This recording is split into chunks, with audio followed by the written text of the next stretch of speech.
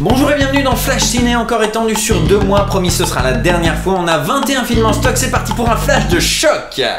Pop Redemption, une comédie sans prétention, sympathique et bienveillante à l'égard du monde du métal, ça fait du bien de temps en temps. 6.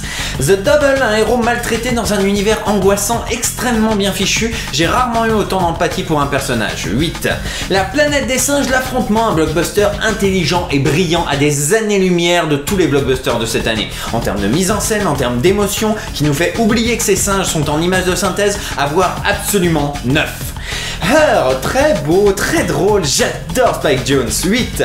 Le flic de Beverly Hills, qu'est-ce qu'il est cool ce film. Rythmé, drôle, Eddie Murphy est plein d'énergie sans faire le Eddie Murphy show et une putain d'apologie de l'instinct et du flic humain 4 ans avant Die Hard quand même. 8. Hamburger, film sandwich, qu'est-ce que c'est con mais qu'est-ce que c'est bien. Venez défendre My Movie Project après avoir vu ça, pauvre con. 7. Malcolm, remake américain non assumé de C'est arrivé près de chez vous, clairement moins bien mais pas mauvais pour autant. 7.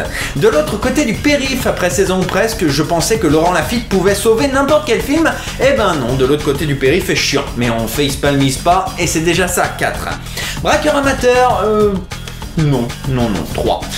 Lucy, un film incroyablement prétentieux, alternant les dialogues chiants, les scientifiques bullshit et les scènes 3 fois trop longues. Un sacré foutage de gueule de la part d'un mec qui se masturbe en train de se regarder se filmer. 2 pour Scarlett Johansson. Les Gardiens de la Galaxie, sympa.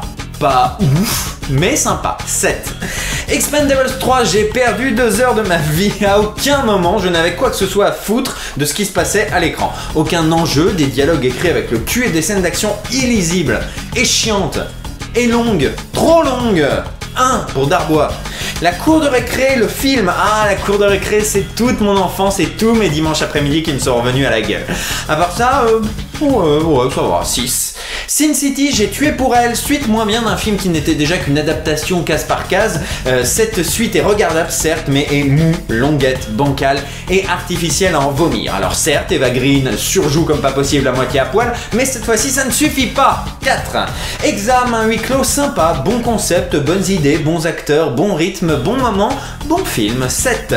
Lolita, un excellent film, plutôt drôle, mais on ressort avec un malaise indiscutable. Bien joué Kubrick, tu as réussi ton coup. 8.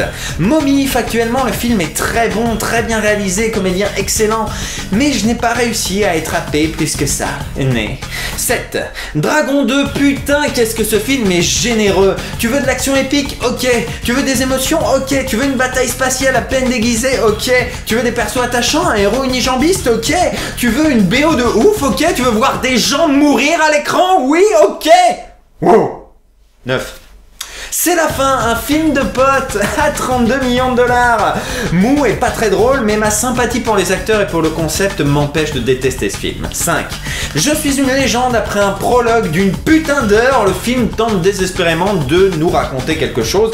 Quelques scènes fonctionnent, mais dans l'ensemble c'est très chiant. 4. Et enfin, 22 Jump Street, de toute ma vie, je n'ai jamais autant ri dans une salle de cinéma. 9. Voilà, c'est tout pour aujourd'hui, je vous dis à une prochaine fois et surtout n'oubliez pas que les cartons Nesquik font d'excellents cartons. Allez, salut!